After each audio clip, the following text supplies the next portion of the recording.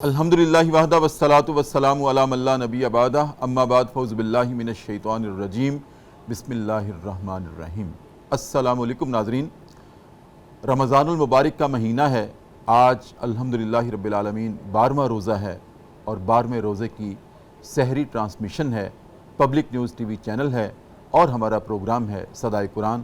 ناظرین کرام، اس خوبصورت قبولیت کی گھڑیوں میں ہمارا پروگرام صدائے قرآن، یہ وہ صدا جس کی ابتدا الحمد سے ہوئی تھی، آج یہ سفر پہنچا ہے۔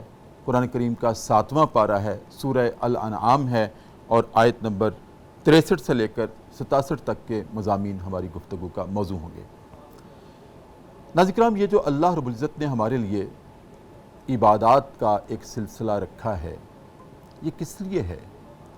ایک تو یہ جو اللہ کی مخلوق ہے انسان، جس کو پیدائشی اعتبار سے ہی اللہ رب العزت نے اس کے لیے اعلان عام کیا ہے سورہ بنی اسرائیل کی آیت نمبر 70 میں کہ وَلَقَدْ كَرَّمْنَا بَنِي آدم، میں نے بنی آدم کو تکریم عطا کی ہے، عزت عطا کی ہے۔ ناظرین کرام، یہ اشرف المخلوقات ہے، اللہ نے اسے اشرف قرار دیا ہے، رسپیکٹڈ قرار دیا ہے، اور اسی مخلوق کے لیے ناظرین کرام پھر اللہ رب العزت نے اس کی ہدایت کے لیے انبیاء کا سلسلہ جاری کیا، انبیاء کو مبعوث کیا، اور انبیاء نے اس مخلوق کو، انسان کو ہدایت کا راستہ بتایا اور سکھایا۔ یہ بھی بتایا کہ یہ ظلمات کا راستہ ہے اور یہ نور کا راستہ ہے، روشنی کا راستہ ہے۔ یہ بھی بتایا کہ اس راستے پر اللہ کی ناراضگی ہے، اس راستے پر اللہ کی رضا اور مشیت ہے۔ یہ راستہ بربادی کی طرف لے کے جانے والا ہے اور یہ راستہ دنیاوی اور اخروی فلاح اور نجات کا راستہ ہے۔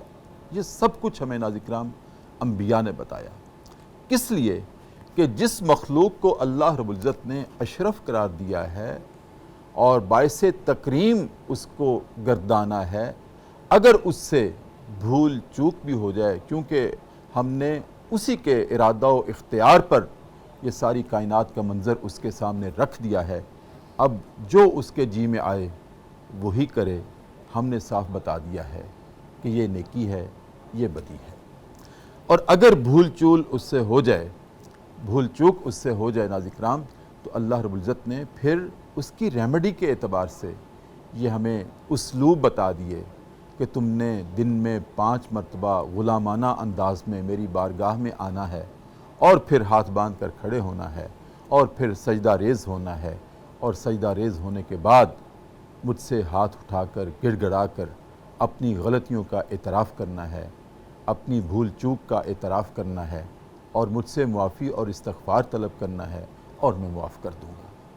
پھر ناظرین کرام، نماز کے ساتھ اللہ رب العزت نے یہ صوم، سال میں 1 مرتبہ پورا مہینہ ہمیں اپنی اطاعت کے حصار میں لے لیا کہ اگر پورا سال 11 مہینے تم سے غلطی ہوتی رہی اور تم اس کو محسوس بھی کرتے ہو کہ فلاں فلاں مقام پر میں بہک گیا تھا، میں لڑک گیا تھا، تو لو ہم تمہیں ایسے لمحات دے رہے ہیں، پورا دن بھی تمہیں دے دیا ہے کہ میری اطاعت میں گزار دو، میرے حکم کے مطابق کھانا پینا چھوڑ دو اور میرے حصار میں آ جاؤ۔ جب میں کہوں گا اس لمحے کھا پی لینا، اور جب میں کہوں گا اس لمحے کھانا پینا روک دینا۔ یہ روزہ ہے، یہ اس کی اطاعت کا ایک اسلوب ہے، اور یہ کس لیے ہے؟ انسان کی تکریم کو قائم رکھنے کے لیے، انسان کی عزت کو قائم رکھنے کے لیے۔ پھر ناظرین کرام، اس میں پاکیزگی لانے کے لیے، انسان میں تکریم کے ساتھ پاکیزگی لانے کے لیے زکوٰۃ بھی رکھ دی کہ اپنے مال سے محبت نہ کرنا، یہ ہمارا عطا کردہ ہے، یہ تو تمہاری صرف ضرورت کے تحت ہم تمہیں دے رہے ہیں، اور اس میں بھی ہم ان لوگوں کا حصہ رکھ رہے ہیں جن کو ہم اپنی حکمت کی وجہ سے محروم رکھ رہے ہیں۔ اس میں تمہارا امتحان ہے کہ تم ہمارے کہنے سے کیا اپنے مال میں سے ان کو کچھ دینے کے لیے حصہ الگ کرتے ہو۔ اگر تم ایسا کرو گے تو تمہارا مال بھی پاک ہو جائے گا اور تمہاری روح بھی پاک ہو جائے گی۔ اور پھر ناظرین کرام، اللہ رب العزت نے بیت اللہ کا حج کروانا چاہا ہے۔ کہ تم ہمارے کہنے پر اپنا گھر بار چھوڑ کے، اپنی اولاد چھوڑ کے اور اپنے جسم و جان کی استطاعت کو بروئے کار لا کر ذرا ہمارے گھر بھی آ جاؤ، ہم تمہیں اپنے گھر بھی دکھانا چاہتے ہیں۔ یہ ایک ہماری طرف سے محبت کا پرتو ہے کہ جس سے تعلق ہو، جس سے قربت ہو، اس کو اپنے گھر میں بلایا جاتا ہے۔ پھر اللہ رب العزت ناظرین کرام اپنے گھر میں بھی ہمیں بلاتا ہے۔ تو یہ سارے کس لیے ہیں؟ انسان کی تکریم کو قائم رکھنے کے لیے، انسان کی عزت کو قائم رکھنے کے لیے۔ ناظرین کرام، یہ جو انسان ہے نا، یہ بظاہر تو 5-6 فٹ کا ایک پیکر ہے، 5-6 فٹ کا، لیکن اگر دیکھا جائے تو اس 5-6 فٹ کے پیکر کو اللہ رب العزت نے اتنی عزت عطا کی ہے کہ اس 5-6 فٹ کے پیکر میں اس نے اپنی پوری کائنات کو بند کر دیا ہے۔ پوری کائنات کے نمونے اس پیکر میں رکھ دیے ہیں۔ ہم نے کبھی غور ہی نہیں کیا کہ ہمیں اللہ نے کتنی عزت اور تکریم عطا کی ہے۔ کل کے پروگرام میں نے عرض کیا تھا کہ مظاہر کائنات نماز کی صورت میں اللہ کی تسبیح بیان کرتے ہیں، اور آج ناظرین کرام میں عرض کر رہا ہوں کہ اسی 5-6 فٹ کے پیکر میں اللہ نے پوری کائنات کے نمونوں کو جمع کر دیا ہے۔ مثلا ہم جس زمین کے اوپر، جس کو قرآن کریم نے اپنی لغہ میں الارض کہا ہے، جس پہ ہم رہتے ہیں، چلتے ہیں، پھرتے ہیں، اٹھتے ہیں، بیٹھتے ہیں، یہ کیا ہے؟ یہ مٹی ہے۔ آپ نے کبھی غور کیا کہ اس مٹی کے اوپر ہم چلتے پھرتے ہیں، اور انسان کی تخلیق کا خمیر ہی اللہ رب العزت نے مٹی سے اٹھایا ہے۔ آپ کبھی غور کریں کہ جب گرمی کا موسم ہوتا ہے، پسینہ آیا ہوا ہوتا ہے، ہم ذرا ایسے ایسے جب کرتے ہیں تو کیا جھڑتا ہے؟ مٹی ہی تو جھڑتی ہے، کیونکہ اس کے خمیر میں مٹی ہے۔ تو لہٰذا زمین کا، الارض کا نمونہ اس کی گھٹی میں، اس کی تخلیق میں رکھ دیا اللہ رب العزت نے کہ انسان کو مٹی سے تخلیق کیا۔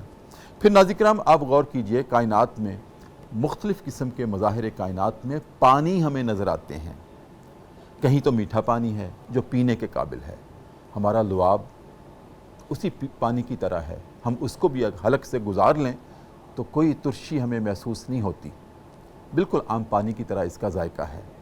تو ناظرین کرام اسی طرح سے بعض مقامات پر ہم زمین کو جب ڈگ آؤٹ کرتے ہیں تو کھارا پانی نکلتا ہے، نمکین پانی نکلتا ہے۔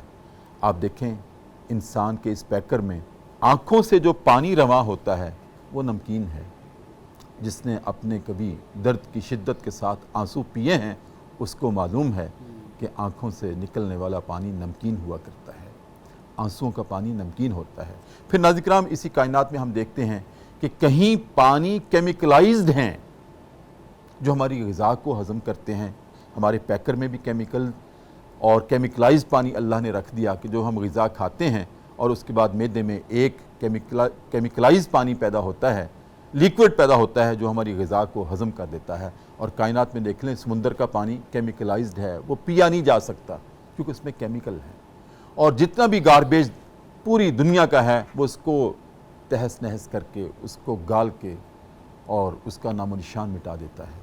اسی طرح سے ناظرین کرام ہمارے پیٹ کے اندر کھارا پانی بھی ہے، کیمیکلائز پانی بھی ہے جو ہماری غذا کو ہضم کرتا ہے۔ پھر ناظرین کرام بہت سارے مقامات پر ہم دیکھتے ہیں ناپاک پانی کے جوہر، ہمارے اندر پیشاب کی صورت میں ناپاک پانی بھی ہے۔ تو کائنات کے نمونے رکھ دیے، تخلیق مٹی سے، مختلف قسم کے پانی، کھارا بھی، نمکین بھی، کیمیکلائز بھی اور میٹھا بھی، وہ سارے اس پیکر میں رکھ دیے۔ پھر ناظرین کرام ہم دیکھتے ہیں کہ اس کائنات میں کہیں پر نباتات ہیں۔ آپ دیکھیے ہمارے بازو کے اوپر، ہاتھ کے اوپر، یہ دیکھیں چھوٹے چھوٹے بال، یہ نباتات کی طرح ہیں، وہ نمونے بھی اس میں رکھ دیے، اسی پیکر میں رکھ دیے۔ اور پھر ناظرین کرام کہیں ہم دیکھتے ہیں زمین کے اوپر گھنے جنگل ہیں۔ یہ کیا ہے؟ سر کے اوپر جو ہمارے بال ہیں یہ گھنے جنگلوں کی طرح ہیں، یہ نباتات کی طرح ہے، یہ گھنے جنگلوں کی طرح ہے۔ پھر ناظرین کرام ہم دیکھتے ہیں کہ زمین کے اوپر کوئی ایسے میدان ہوا کرتے ہیں، پتھریلے میدان، کہ جہاں پر نہ نباتات اگتے ہیں، نہ کوئی جنگلات، نہ کوئی فصلیں اگتی ہیں۔ ہاتھ کی ہتھیلی کو لے لیں، کوئی بال نہیں ہے، یہ اسی کا نمونہ ہے۔ جو خطے جہاں پر فصل نہیں ہوتی، کوئی نباتات نہیں اگتے، ہاتھ کی ہتھیلی کے اوپر کوئی بال نہیں اگتا۔ تو ناظرین کرام یہ کائنات کے نمونے ہیں۔ پھر ہم دیکھتے ہیں کہ زمین کے اوپر حشرات الارض دوڑتے ہیں، رینگتے ہیں۔ ہمارے پیٹ کے اندر بھی کبھی ہم کہتے ہیں نا کہ کیڑے ہیں، تو اس کا نمونہ بھی رکھ دیا۔ اور پھر اس کا ہم علاج کرتے ہیں۔ پھر اس کے علاوہ ہمارا بلڈ جو ہے ناظرین کرام وہ لائیو جرثومے ہیں۔ بلڈ جب ڈیڈ ہو جاتا ہے تو انسان کی موت واقع ہو جاتی ہے۔ جو ہماری رگوں میں رواں دواں ہے خون، اس میں بھی لائیو جرثومے ہیں جو رواں دواں ہیں۔ پھر ناظرین کرام اس کائنات میں موسم ہیں، کہیں گرمی کا موسم ہے، کہیں سردی کا موسم ہے، تو اس پیکر میں بھی گرمی اور سردی کے موسم رکھ دیے۔ کبھی انسان کو آپ دیکھتے ہیں شدید گرمی کی طرح تیز بخار ہوتا ہے، یہ کیا ہے؟ اسی گرمی کے موسم کا عکس ہے اس پیکر میں۔ اور کبھی ہم کہتے ہیں انسان ٹھنڈا ہو گیا ہے، تو وہ سردی کے موسم کا عکس ہے۔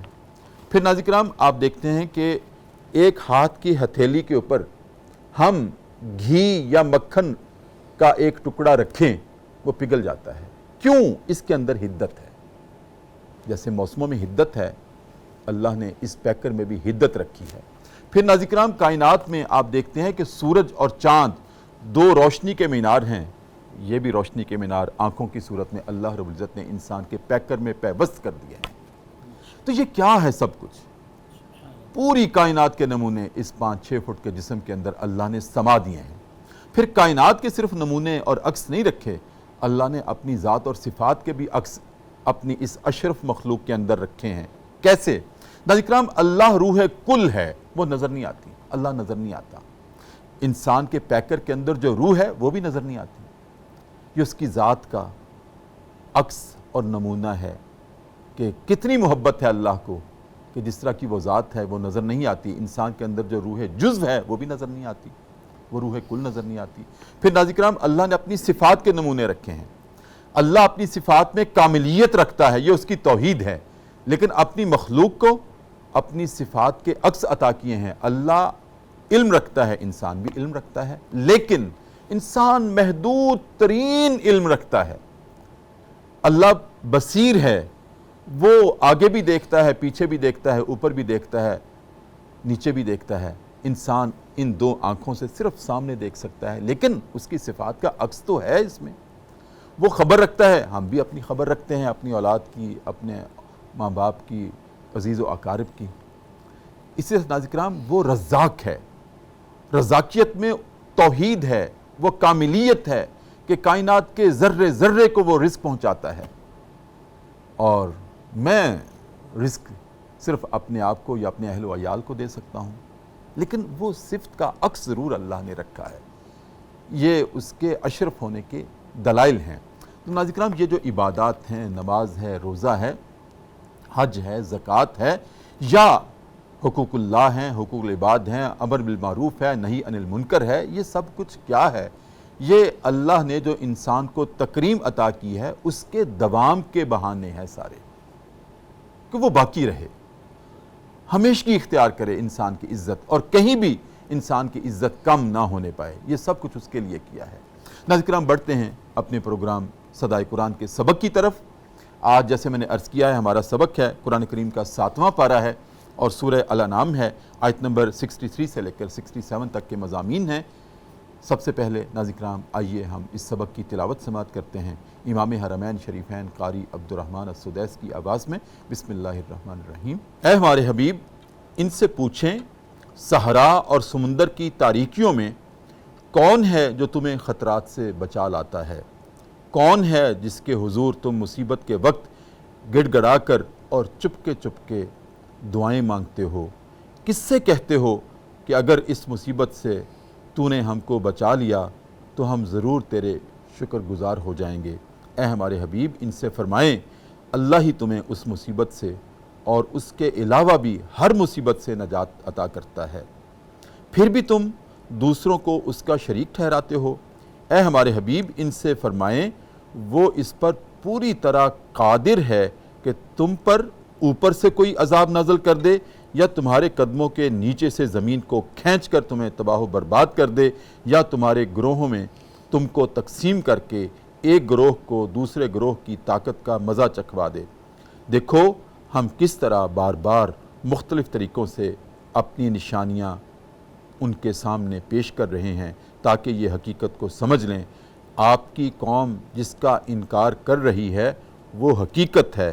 اے ہمارے حبیب، ان سے فرمائیں کہ میں تم پر وکیل بنایا گیا ہوں، ہر خبر ظہور میں آنے کا ایک وقت مقرر ہے، عنقریب تم خود انجام کے بارے میں پالو گے کہ اس کی حقیقت کیا ہے۔ ناظرین کرام، یہ ہمارا آج کا سبق ہے، اور اس سبق میں اللہ رب العزت نے ناظرین کرام مشرکین کے عقائد باطلہ کا رد کیا ہے۔ ناظرین کرام، جو آغاز ہے آج کے سبق کا وہ یہ ہے کہ اے ہمارے حبیب کریم، ان سے ذرا پوچھیں جو اللہ کے ساتھ اوروں کو شریک ٹھہراتے ہیں، جو اللہ کے علاوہ ان کے سامنے مرادیں مانگتے ہیں، اپنی حاجات پیش کرتے ہیں، ذرا ان سے یہ پوچھیں کہ جب تم خشکی یا تری، بری اور بحری راستوں میں سفر کرتے ہو تو کون تمہیں اس وقت مصیبت سے بچاتا ہے۔ ناظرین کرام، کل کے پروگرام میں نے عرض کیا تھا اللہ کی توحید کی دلیل قائم کرتے ہوئے کہ اللہ کا ارشاد ہے کہ جب تم پر مصیبت آتی ہے تم جھٹکے سے ڈگمگا جاتے ہو تو پھر تمہاری زبان سے بے دھڑک نکلتا ہے الہ العالمین مجھے بچا لینا۔ میں نے کل ناظرین کرام فضائی سفر کی ایک مثال پیش کی تھی کہ جب ہم فضائی سفر کرتے ہیں، جہاز میں بیٹھتے ہیں، جہاز جب زمین سے پاؤں اٹھاتا ہے، جب تک زمین پہ پاؤں ہوتے ہیں دل قابو میں ہوتا ہے، حوصلے میں ہوتا ہے، اور جو ہی جہاز زمین سے اپنے پاؤں اٹھاتا ہے تو ہم صرف اور صرف اللہ کے سہارے پر فلائی کر رہے ہوتے ہیں، کوئی اور سہارا نہیں ہوتا۔ اور اس محو پرواز سفر کے دوران ناظرین کرام جب ایک موقع آتا ہے، کوئی ایئر پاکٹ آتی ہے یا جہاز ہچکولے کھانے لگتا ہے تو ہم کس کو اس وقت پکارتے ہیں؟ الہ العالمین آج بچا لینا، میں تیرا شکر گزار بندہ بن جاؤں گا۔ ہم صرف اس کو پکارتے ہیں۔ کوئی کتنا بڑا مشرک ہو اس کی زبان سے بھی اللہ نکلتا ہے، کیونکہ اللہ انسان کے خون اور اس کی جبلت میں شامل ہے۔ آج ناظرین کرام اللہ رب العزت نے بری کے ساتھ بحری سفر کا بھی ایک مثال دے کر اپنی توحید کی دلیل قائم کی ہے کہ جس طرح تم فضائی سفر کے دوران ہچکولے کھاتے ہوئے جہاز میں مجھے پکارتے ہو، اور اسی طرح سمندری سفر کے دوران جب کشتی ہچکولے کھانے لگتی ہے تو کس کو پکارتے ہو؟ کون اس وقت تمہاری مصیبت کو دور کرتا ہے؟ کون اس غیر متوازن کشتی کو متوازن کر دیتا ہے؟ صرف میں ہوں، صرف میری ذات ہے، اللہ کی ذات ہے ناظرین کرام، اور کوئی نہیں ہے۔ تو اللہ اپنی توحید کے دلائل قائم کر رہا ہے اس سبق میں بھی۔ اور دوسرا ناظرین کرام، آج کے سبق میں ہمیں یہ بھی درس ملا ہے کہ جب مصائب آتے ہیں تو تمہاری تدبیریں کام نہیں آتی، ہماری قدرت کام آتی ہے۔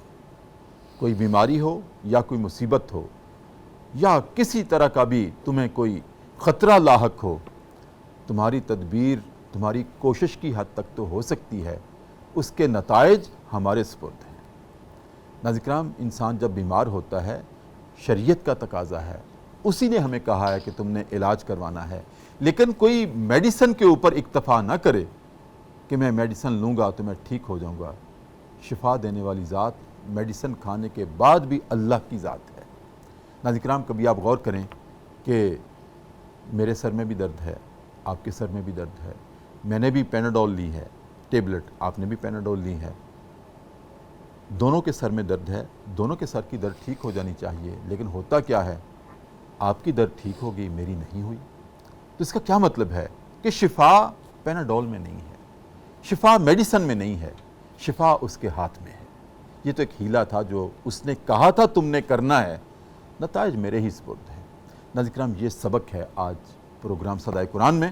تو اس سبق پر گفتگو کرنے کے لیے ناظرین کرام جو ہمارے مہمان ہیں، میری دائیں جانب تشریف رکھتے ہیں جناب ڈاکٹر مفتی امداد محمود فرید، ماشاءاللہ بہت خوبصورت دلیل کے ساتھ گفتگو کرتے ہیں۔ قرآنیات کا معاملہ ہو، حدیث کا معاملہ ہو، فقہ کا معاملہ ہو، اور ناظرین کرام اس شریعت میں، اس دین اسلام میں جتنے بھی زاویے ہیں، اللہ رب العزت نے جناب ڈاکٹر مفتی امداد محمود فرید کو ان میں رسوخ عطا کیا ہے۔ بہت خوبصورت گفتگو کرتے ہیں، حرمین شریفین کے سفر پر روانہ ہونے والے ہیں، ہم نے ان کی زندگی سے یہ لمحے مستعار لیے ہیں۔ السلام علیکم۔ جی وعلیکم السلام ورحمۃ اللہ وبرکاتہ۔ خیریت سے ہیں؟ الحمدللہ استاد محترم، ٹھیک ہے۔ الحمدللہ۔ اور اسی طرح سے ناظرین کرام میری بائیں جانب تشریف رکھتے ہیں جو کہ جید عالم دین ہیں، پروگرام صدائے قرآن کا اب مستقل حصہ ہیں، اور ماشاءاللہ وہ بھی پوری دلیل کے ساتھ تحقیق کے ساتھ گفتگو کرتے ہیں، اور آپ ماشاءاللہ تجزیہ نگار بھی ہیں، کالم نگار بھی ہیں، آپ خطیب بھی ہیں، آپ ادیب بھی ہیں، اور آپ کے تجزیے کبھی اخبار کی زینت ہوتے ہیں، کبھی پروگرام میں گفتگو کی زینت ہوتے ہیں، اور کبھی دلائل کی صورت میں آپ کی زینت ہوتے ہیں۔ ناظرین کرام تشریف رکھتے ہیں جناب مفتی غلام یاسین نظامی۔ السلام علیکم ورحمۃ اللہ۔ وعلیکم السلام ورحمۃ اللہ۔ کیسے مزاج؟ الحمدللہ حضور، الحمدللہ۔ ناظرین کرام، مہمانوں کا تعارف آپ کی خدمت میں رکھا، پروگرام کا مقدمہ آپ کی خدمت میں رکھا، ایک وقفہ ہے، اور وقفے کے بعد ہم گفتگو کا باقاعدہ آغاز کریں گے۔ ناظرین کرام، سحر کی گھڑیاں ہیں، 12واں روزہ ہے، اور قبولیت کی ان گھڑیوں میں پروگرام صدائے قرآن ہے۔ وقفے میں ہم جایا کرتے ہیں دربار رسالت میں، اور اپنے نبی کریم صلی اللہ علیہ وسلم کی ذات اقدس پر بالہانہ انداز میں درود کریم کا نذرانہ پیش کرتے ہیں، اور پھر واپس آتے ہیں، اور پھر سلسلہ کلام شروع کرتے ہیں۔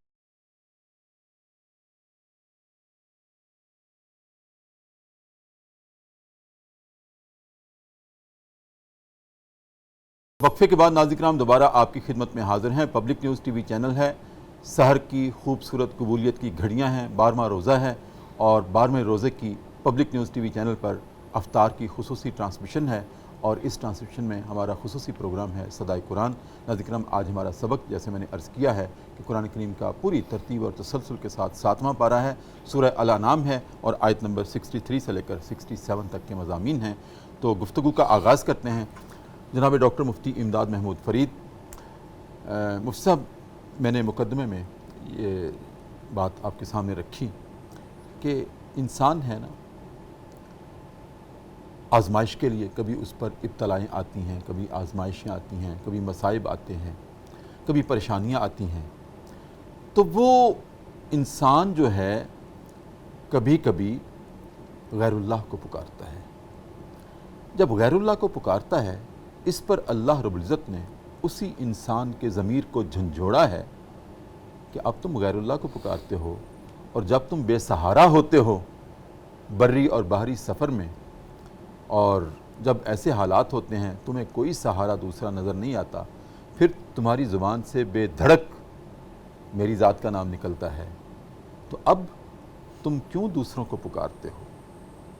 جب اس وقت تم مجھے پکارتے ہو جب کوئی سہارا نہیں ہوتا، اور اب تمہارے ارد گرد سے بھی ہیں، پھر تم مجھے چھوڑ دیتے ہو اور ان کو اپنا سہارا بنا لیتے ہو۔ یہ انسان کا ایک فینومینا ہے جی ہماری زندگی کا۔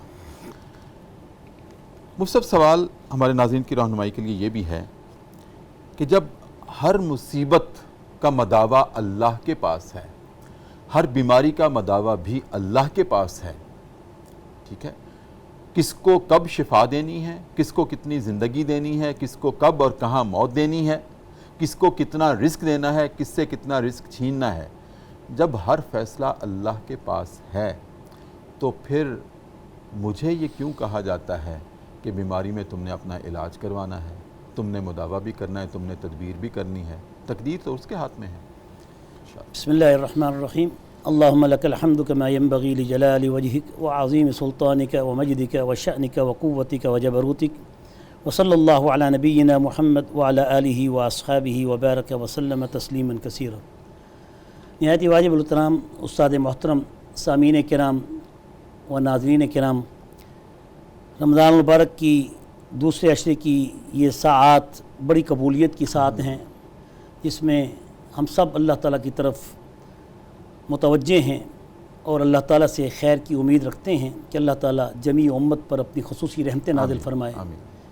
اولہ رحمت و اوسطہ مغفرت و آخرہ عتق من النار۔ دوسرا عشرہ مغفرت کا شروع ہے۔ اللہ تعالیٰ ساری جمیع امت کی جو اس دنیا سے رحلت کر چکے ہیں یا موجود ہیں، زندہ ہیں، سب کی اللہ تعالیٰ بخشش فرمائے۔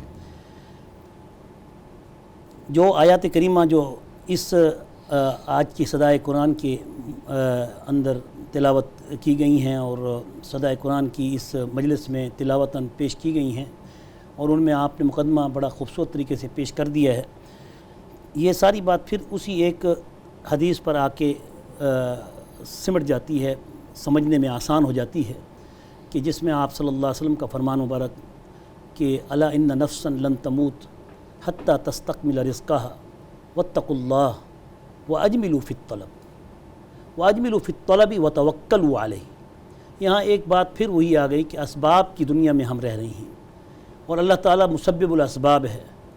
مسبب الاسباب وہ اسباب کو پیدا کرنے والا ہے، لیکن اللہ تعالیٰ نے ہمیں اسباب کے اختیار کرنے کا حکم دیے ہے۔ اور پھر اللہ تعالیٰ نے تقدیر بھی بنائی، تدبیر بھی بنائی، اور علم تقدیر بھی بنایا، علم تدبیر بھی بنایا۔ اللہ تعالیٰ کا علم محیط ہے، اللہ تعالیٰ کی قدرت بھی محیط ہے، کلی ہے۔ تو اللہ تعالیٰ کو تو یہ علم ہے، اللہ تعالیٰ تو جانتے ہیں کہ فلاں شخص کے من میں اور فلاں شخص کی تدبیر میں یہ ہونا ہے، تو اس میں مورد الزام اللہ تعالیٰ تو نہیں ہو سکتے۔ ما اصابک من حسنۃ فمن اللہ، اللہ نے بے شک نیکیوں کے بارے میں، اچھے کاموں کے بارے میں اللہ نے اس نسبت کو اپنی طرف کیا ہے۔ ما اصابک من حسنۃ فمن اللہ وما اصابک من سیئۃ فمن نفسک۔ اس میں اللہ نے نفسک کا لفظ کہہ کر تدبیر انسان مراد لی ہے، یعنی انسان کو اللہ تعالیٰ نے اس دنیا میں اتنا اختیار ضرور دیا ہے کہ جس سے وَهَدَيْنَاهُ النَّجْدَيْنِ، کہ وہ جس راستے کو اختیار کرنا چاہے، چاہے وہ راستہ ہدایت کا، چاہے وہ راستہ ضلالت کا، اب اللہ تعالیٰ نے اس کو کھلی چھٹی دی ہے۔ اس میں اللہ تعالیٰ کا اس بندے پر اس معاملے میں مکمل طور پر اس کو آزاد رکھا ہے کہ وہ جس راستے کو وہ چاہے گا اس کے لیے وہ راستہ اس کے سامنے موجود ہے۔ لیکن اللہ تعالیٰ کا علم اس پر قوی ہے، اور اللہ تعالیٰ کو معلوم ہے کہ اس شخص نے ایسے کرنا ہے، اور اس نے اپنی طینت سے، اپنی بدطینتی سے اس نے یہ کام کرنا ہے، تو اس لیے اس کا پھر انجام بھی وہی ہونا ہے۔ اس لیے اللہ تعالیٰ نے دنیا میں انسان کو خبردار کیا ہے انبیاء کرام کے ذریعے سے کہ وہ جا کے ان کو بتائیں کہ تمہارے لیے دو راستے ہیں، اسباب کے بھی، تدابیر کے بھی، جس کو ہم نے تمہارے ہاتھوں میں رکھا ہے۔ اور اللہ تعالیٰ فرما رہے ہیں قرآن مجید میں جا بجا یہ آیات موجود ہیں کہ ہم نے تمہارے ہی کسب پر ہی سب کچھ رکھا ہے۔ لا یکلف اللہ نفسا الا وسعها لها ما کسبت وعلیہا ما اکتسبت۔ تو اب یہاں یہ ہے کہ انسان کی جو تدبیر منزل ہے وہ اس کے ہاتھ میں کلی طور پر موجود ہے۔ اس لیے اللہ رب العزت فرما رہے ہیں کہ تم ان کاموں سے کیوں نہیں رکتے، اور اگر یہ تم کام کرو گے تو پھر تمہارے اوپر اس طرح کا عذاب آئے گا، اس طرح کا وبال آئے گا، پھر وہ تمہیں اوپر سے بھی پکڑے گا، تمہیں نیچے سے بھی پکڑے گا، تمہارے اندر سے بھی، تمہارے اندر اس عذاب کی کیفیات کو پیش کرے گا، جو کہ رسول اللہ صلی اللہ علیہ وسلم کی احادیث طیبہ سے بھی واضح ہیں کہ اللہ تعالیٰ نے پچھلی قوموں پر جو عذاب دیے، کسی کو عذاب آسمانوں سے آیا، وَأَمْطَرْنَا عَلَيْهِمْ حِجَارَةً مِّن طِينٍ وَأَمْطَرْنَا عَلَيْهِمْ حِجَارَةً من طین کے لفظ آتے ہیں، اور اسی طرح الم تر کیف فعل ربک باصحاب الفیل الم یجعل کیدہم فی تضلیل وارسل علیہم طیرا ابابیل ترمیہم بحجارۃ من سجیل۔ تو اسی طرح پھر نیچے سے سافلہ وامطرنا علیہم حجارۃ من سجیل، اور یہ ساری عذاب آسمانی بھی ہیں اور سفلی بھی ہیں کہ جہاں غرق کر دی اللہ نے، تباہی پھیر دی طوفان نوح کی شکل میں، کسی اور طرح سے کہ اللہ تعالیٰ نے ان کو غرق کر دیا۔ اور پھر تیسری جو عذاب کی شکل ہے وہ تمہارے مابین، تمہارے اندر موجود ہے۔ یہی وجہ ہے کہ حضرت سعد بن ابی وقاص رضی اللہ تعالیٰ عنہ فرماتے ہیں کہ ایک مرتبہ ہم رسول اللہ صلی اللہ علیہ وسلم کے ساتھ ایک سفر پہ تھے، اور ہمارا گزر ایک مسجد بنی معاویہ پہ ہوا، تو رسول اللہ صلی اللہ علیہ وسلم مسجد میں تشریف لے گئے، اور آپ نے 2 رکعت نماز پڑھی، اور 2 رکعت نماز پڑھنے کے بعد آپ صلی اللہ علیہ وسلم نے بڑی طویل دعا میں مشغول ہو گئے اور بہت دیر تک دعا کرتے رہے۔ اس کے بعد ارشاد فرمایا کہ میں نے اپنے رب سے 3 دعائیں مانگی، 3 چیزوں کا سوال کیا۔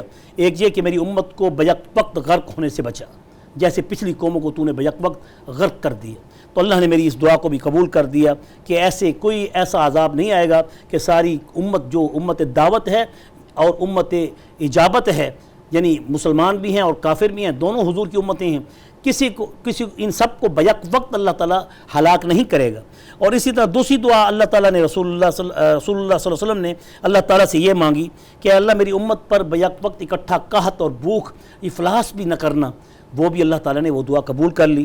تیسری دعا جو آپ صلی اللہ علیہ وسلم نے مانگی کہ میری امت میں جنگ و جدال سے انہیں تباہ نہ کرنا، اس دعا کو اللہ تعالیٰ نے معلق اور روک دیا تدبیر منزل پر، انسانی تدابیر کے اوپر۔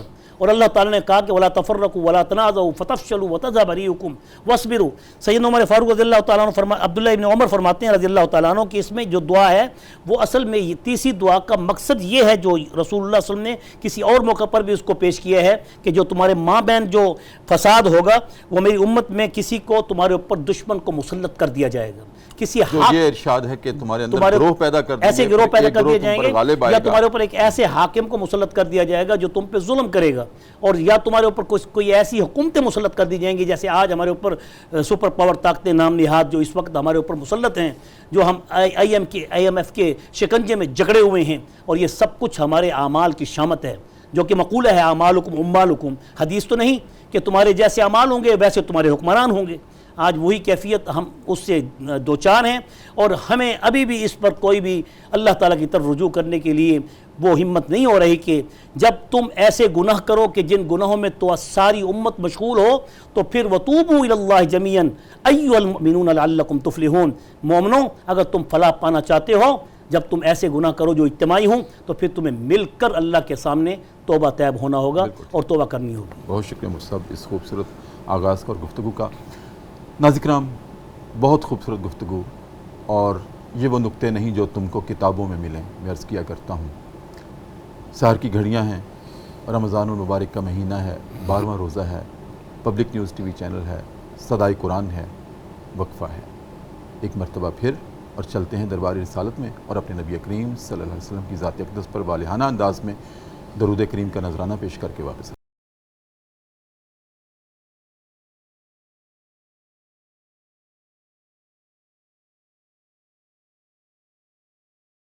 وقفے کے بعد ناظرین کرام دوبارہ آپ کی خدمت میں حاضر ہیں۔ Public news T V channel ہے، سحر کی خصوصی ٹرانسمیشن ہے، 12واں روزہ ہے، اور ناظرین کرام قبولیت کی ان خوبصورت اور حسین گھڑیوں میں ہمارا پروگرام ہے صدائے قرآن، اور آج ہمارا سبق ہے قرآن کریم کا 7واں پارہ، پوری ترتیب اور تسلسل کے ساتھ۔ جو صدا ہم نے الحم سے شروع کی تھی آج پہنچی ہے سورہ الانعام پر، اور آیت نمبر ناظرین کرام 63 سے لے کر 67 تک کے مضامین ہماری گفتگو کا موضوع ہوں گے۔ آج ہمارے مہمان ہیں جناب ڈاکٹر مفتی امداد محمود فرید اور جناب مفتی غلام یاسین نظامی۔ مفتی صاحب آپ کی طرف حاضر ہوں۔ ایک تو مفتی صاحب نے ماشاءاللہ اپنے خوبصورت اور منفرد لہجے میں تمہید باندھی، آپ کیا کہیں گے آج کے سبق کے آغاز میں؟ کیا منظرنامہ ہے اور کیا ہمارے لیے عبرت و نصائح ہیں اس میں؟ بسم اللہ الرحمن الرحیم۔ سب سے پہلی بات تو یہ ہے کہ قرآن عزیز کی ہر آیت کا ایک بنیادی مضمون ہوتا ہے۔ یہ والی آیہ مبارکہ کا جو بنیادی مضمون ہے وہ احسان فراموشی ہے، جو اس آیت کے اندر بیان کی گئی ہے۔ اور اس آیت کے اندر دیکھا جائے نا، بہت ساری ایسی چیزیں ہیں کہ جن کا ذکر اللہ رب العالمین نے فرمایا۔ اس آیہ مبارکہ میں اللہ پاک نے اپنی قدرت کا اظہار فرمایا، اور اس کے اظہار کے لیے اپنی دو صفات کو ذکر فرمایا۔ ایک اپنی مشکل کشائی کو ذکر فرمایا، اور دوسرے نمبر پر تمہاری دعاؤں کی قبولیت وہ اللہ رب العالمین کے سر ہے۔ خواہ تم خفیہ طریقے سے دعا مانگو یا اعلانیہ طریقے سے دعا مانگو، گریہ زاری کے ذریعے تمہاری تمام کی تمام دعاؤں کا قبول کرنے والا اللہ رب العالمین ہے۔ ان دو صفات کو بیان فرمایا، اور ان صفات کا اظہار جو ہے، یہ جو پہلی آیہ مبارکہ ہے، آیہ مبارکہ 63، یہ سوالیہ انداز میں ہے کہ کون تمہیں اس سے نجات دیتا ہے۔ جی بالکل۔ اب جو آیہ مبارکہ 64 میں ہے، اس میں اس کا جواب دیا گیا ہے۔ اب دیکھا جائے نا، اس کا اظہار بھی اللہ رب العالمین نے اپنے پیارے حبیب کی زبان مبارک سے فرمایا۔ قل، آپ فرما دیجئے، آپ ان کو فرمائیں۔ تو اس کا مطلب یہ ہے کہ اللہ پاک نے اتنی بڑی قدرت کا اظہار جو ہے وہ اپنے پیارے حبیب کی زبان مبارک سے کروا کر ان کی عظمت کو اجاگر فرمایا ہے۔ صحیح، ایک تو یہ ہے۔ ایک تو یہ ہو گیا سی۔ اب دیکھا جائے نا، یہاں پر ایک بات کی گئی ہے، من ظلمات البر والبحر۔ مفسرین اعظام نے اس الفاظ کے ضمن میں لکھا ہے کہ اس سے مراد دو طرح کے عذاب ہیں۔ ایک تو ہے قحط سالی کا عذاب، ظلمات البر، قحط سالی کا عذاب، دوسرے نمبر پر ظلمات البحر، غرق کرنے کا عذاب۔ اب بتایا یہ گیا ہے کہ تمہیں ان عذابوں سے نجات کون دیتا ہے، اور جب ان عذابوں میں تم مبتلا ہوتے ہو تو اس وقت تم کن کو پکارتے ہو؟ اب جس ذات کو تم پکارتے ہو وہ ذات تمہیں ان تمام عذابوں سے نجات دیتی ہے۔ صحیح۔ اور نجات دینے کے بعد تقاضا تو یہ ہے کہ تمہیں اللہ تعالیٰ کا شکر گزار ہونا چاہیے۔ تو دیکھا یہ گیا ہے کہ تم اللہ تعالیٰ کے شکر گزار ہونے کی بجائے نافرمانی میں مبتلا ہو جاتے ہو، ناشکری کرتے ہو، احسان فراموشی کرتے ہو۔ اب یہی صدائے قرآن جو ہے وہ امت مسلمہ کے لیے بھی ہے. جب اللہ پاک آپ کو طرح طرح کی نعمتوں سے نواز رہا ہے، اب ہر نعمت جو ہے وہ اس بات کا تقاضا کرتی ہے کہ اس کا شکر بجا لایا جائے. آپ کو کوئی تکلیف آئے، کوئی مصیبت آئے، ہر حال میں آپ نے اللہ کو پکارنا ہے. تمہاری پکار کا جواب دینے والا اللہ ہے. آپ نے غیروں کے بھروسے پر نہیں رہنا، اللہ کے بھروسے پر رہنا ہے. ان تمام باتوں کا اظہار جو ہے وہ اس آیہ مبارکہ کے اندر کیا گیا ہے. اب دوسری آیہ مبارکہ میں پھر اللہ رب العالمین فرماتا ہے قُلِ اللَّهُ يُنَجِّيكُم مِّنْهَا وَمِن كُلِّ كَرْبٍ. اے میرے پیارے حبیب، آپ اپنی زبان مبارک سے فرما دیجئے اللہ پاک تمہیں یعنی قحط سالی اور ڈوبنے کی عذاب سے بھی محفوظ فرماتا ہے، اور ہر قسم کی تکلیف سے تمہیں نجات عطا فرماتا ہے. تمہاری مشکل کشائی کرنے والی ذات جو ہے وہ اللہ تعالیٰ کی ذات ہے. اب دیکھا جائے نا، ہونا تو یوں چاہیے کہ جب ہر تکلیف سے تمہیں آزادی دینے والی ذات، نجات دینے والی ذات اللہ تعالیٰ کی ذات ہے، پھر تمہیں اللہ تعالیٰ کا شکر گزار ہونا چاہیے. پھر ان کے انبیاء اعظام اور رسولان اعظام کی جو تعلیمات ہیں ان کے اوپر عمل کرنا چاہیے. ان تعلیمات کا بنیادی مقصد یہی ہے کہ وہ تعلیمات تمہارا تعلق اللہ کے ذات کے ساتھ مضبوط بناتی ہیں، وہ تمہیں اللہ کے شکر گزار بندوں کی فہرست میں شامل کرتی ہیں. حالانکہ دیکھا جائے جتنی بھی عبادات ہیں، تمام عبادات کا بنیادی مقصد، جس طرح کہ روزہ ہے، روزے کا بنیادی مقصد کیا ہے؟ شکر گزاری. اللہ پاک شکر گزار بندوں کو بڑا پسند فرماتا ہے. تو مطلب یہ ہے کہ تمہیں ہم نے زندگی دی ہے، زندگی کی تمام نعمتیں دی ہیں. اب دینے والی ذات اللہ کی ذات ہے، اس کے دریائے رحمت میں کسی شے کی کوئی کمی نہیں ہے. تم جتنا مانگ سکتے ہو مانگو، تمہارے مانگنے پر وہ راضی ہوتا ہے، تمہارے نہ مانگنے پر وہ ناراض ہوتا ہے. اس کے دریائے رحمت میں کوئی کمی نہیں ہے، وہ کسی کا محتاج نہیں ہے، وہ بے نیاز ہے. پھر ان تمام باتوں کے باوجود تمہیں کیا ہو گیا ہے کہ ثم انتم تشرکون، کہ تم اللہ تعالیٰ کے ساتھ شرک کرتے ہو. تو شرک کرنے کی مذمت بیان فرمائی ہے، اور احسان فراموشی اس کی مذمت بیان فرمائی ہے.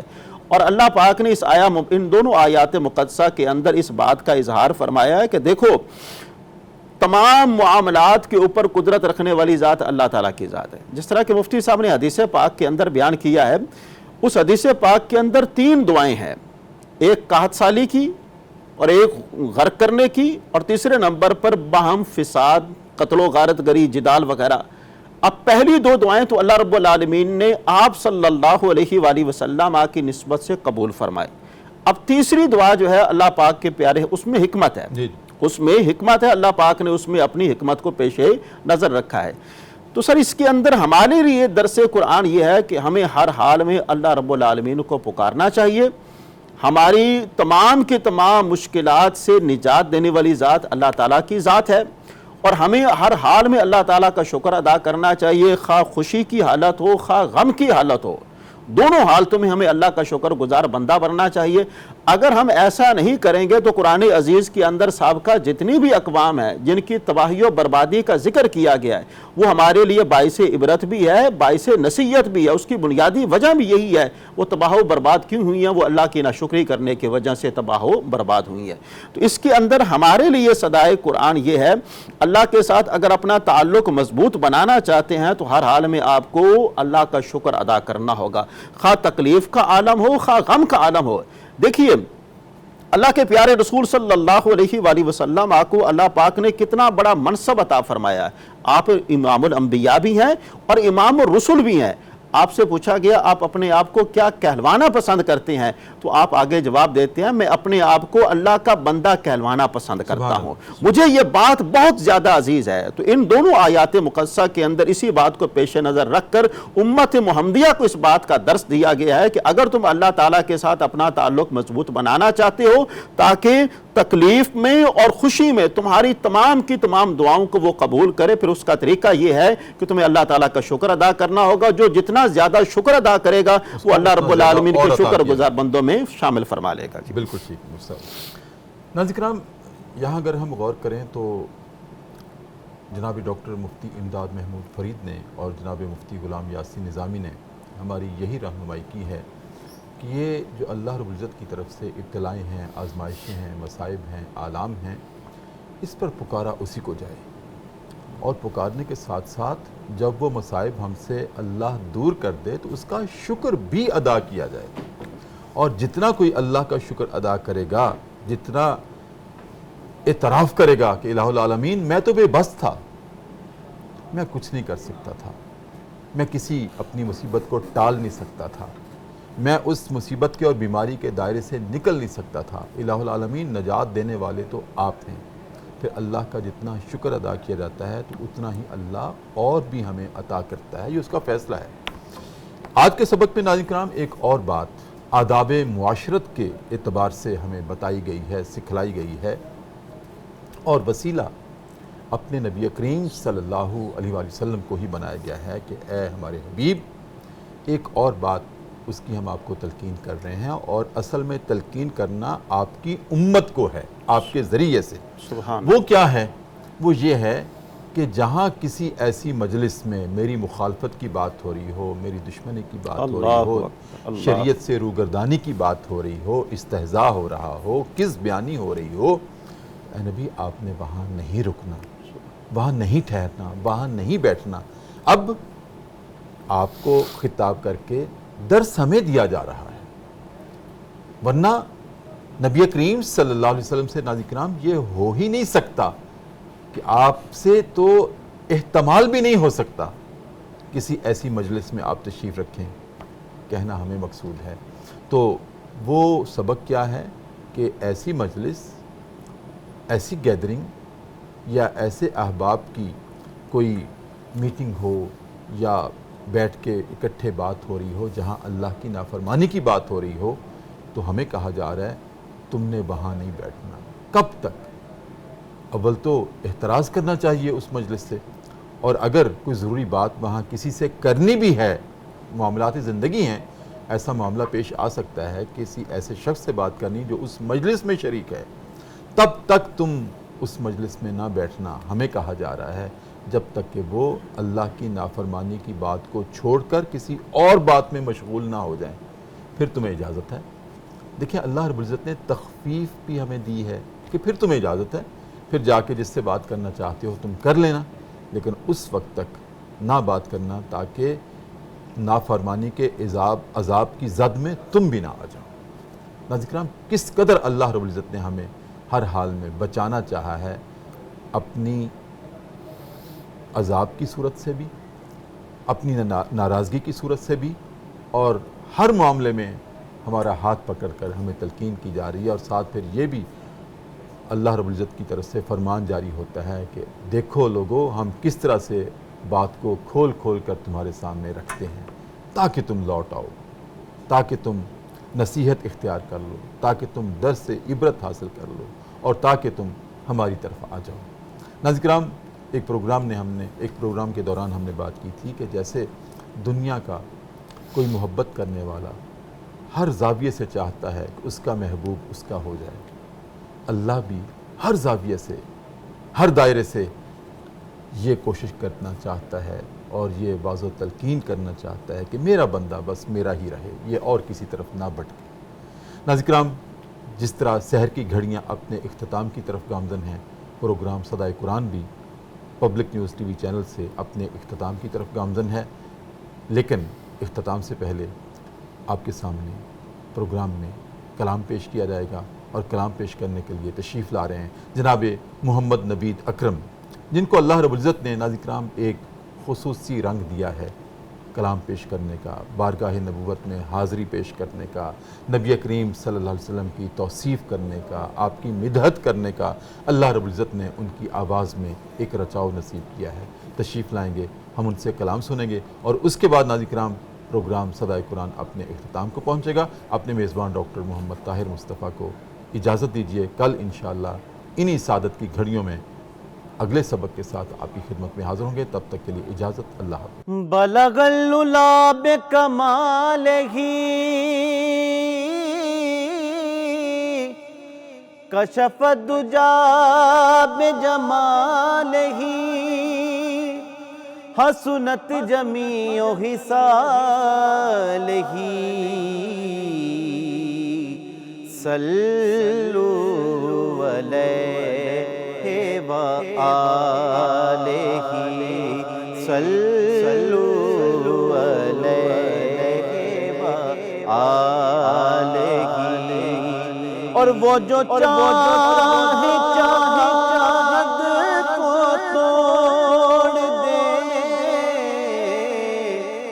وہ جو چاہے چاند کو توڑ دے، انہیں اختیار دیا گیا، وہ پھر اس کے ٹکڑوں کو جوڑ دے، انہیں اختیار دیا گیا، انہیں اختیار دیا گیا، وہ پھر اس کے ٹکڑوں کو جوڑ دے، انہیں اختیار دیا گیا۔ صلو علیہ وآلہ، صلو علیہ وآلہ، صلو علیہ وآلہ۔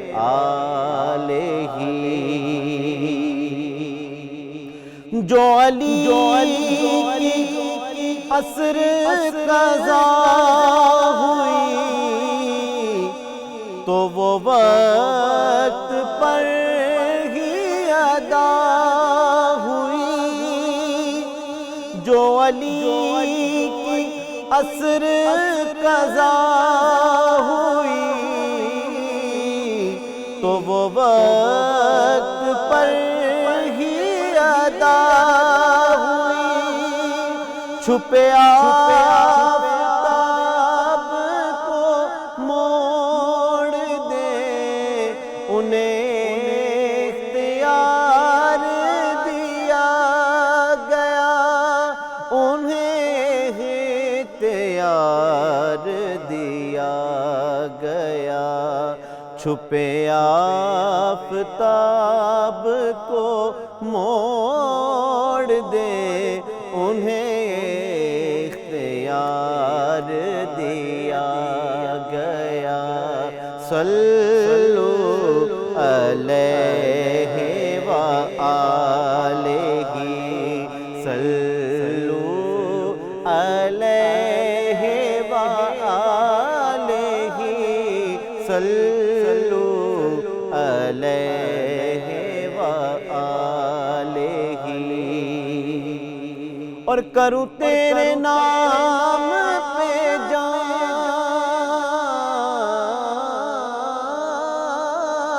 فدا،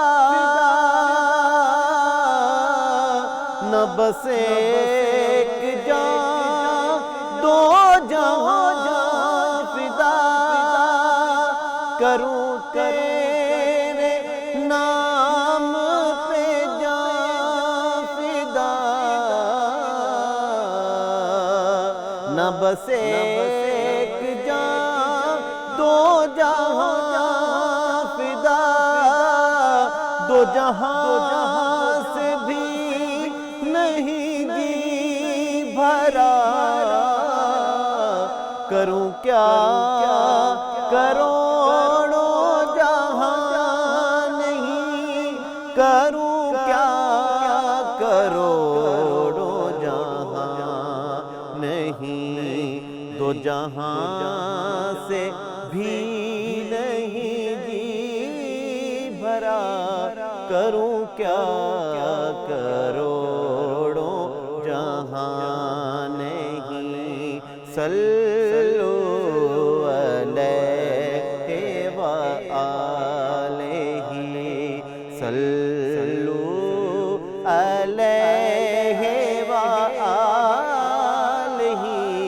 صلو علیہ وآلہ، صلو علیہ وآلہ، صلو علیہ وآلہ، وبارک وسلم